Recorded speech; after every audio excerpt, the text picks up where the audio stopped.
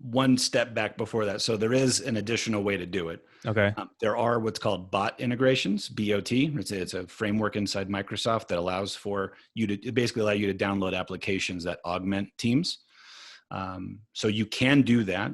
There's embedded dialers, basically trying to skin a UCaaS soft phone inside the Teams, like an overlay inside the Teams infrastructure. And I think that has some interesting possibilities.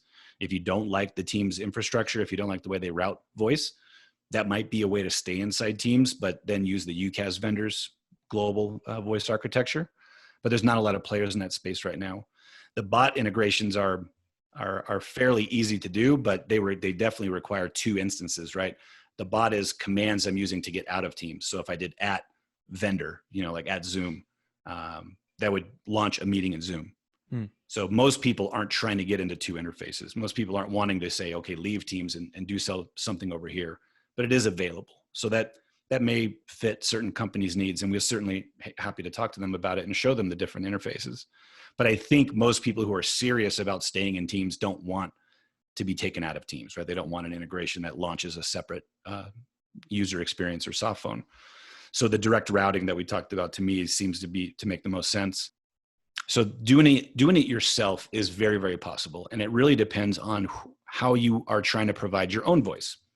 So you can go to Microsoft directly, right? They offer two calling plans, a domestic calling plan and an international calling plan.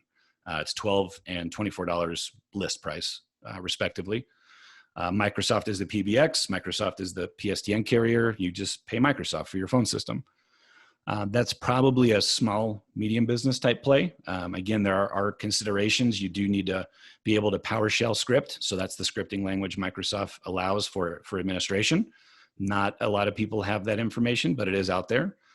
But you can use Microsoft as your PBX. You can also try and make Microsoft Teams play with your legacy on-prem voice over IP PBX, a Cisco, an Avaya, Nortel, what have you. So if you have an IP PBX and your own SIP trunk that you want to continue using, now you'll have to buy your own session border controller. That's a piece of equipment that basically sends and receives voice packets to their destination. You'll have to have your own full-time employee or contract those services from someone who can program that session border controller, can program your Office 365 environment, can procure and manage your SIP trunks. So it is possible, but to me, it's unless you've done that before, unless you have that expertise in-house, unless you just feel that you can do this better than outsourcing it, it's a complicated and quite expensive way to go. It's not impossible, and it mirrors what some global enterprises have had to do in the past, right? If I'm shipping PBX equipment around the globe to connect everybody in a dialing plan, they've bought session borders control. They've procured SIP trunks in different places. But like I said, most IT teams are trying to make this easier. Mm-hmm. They're not trying to replicate the same amount of work that they may have been doing for the last 10, 15 years on this older PBX. So there's a way to do it, but I just think there's a lot easier ways to do it than continuing to do all of these things yourselves, in addition to supporting the Microsoft PBX that may or may not have more options than email for your own support.